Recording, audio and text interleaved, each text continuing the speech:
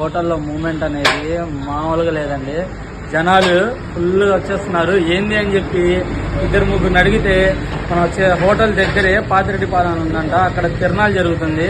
తిరణాలకు వచ్చిన ప్రతి ఒక్కళ్ళు బిర్యానీ టేస్ట్ చేసి వెళ్తున్నారు.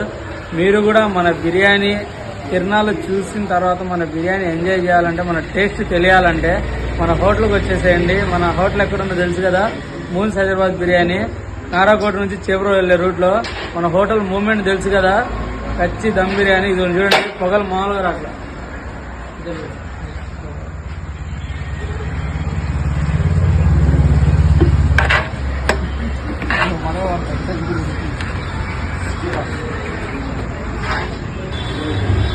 ఇప్పుడే అండి దబ్రా దిగింది, 10 నిమిషాల్లో సగం అయిపోయిద్ది. ఇంకా మనం బిర్యానీ ఇంకోటి రెడీ చేసుకుంటున్నాము. ఆ హండీ చూస్తున్నారు కదా, వేడివేడిగా ఇప్పుడే కట్ల పొయ్యి మీద ఇంకోటి రెడీ చేయడానికి ప్రీ ప్లాన్ ఉన్నాడు మన వాళ్ళు.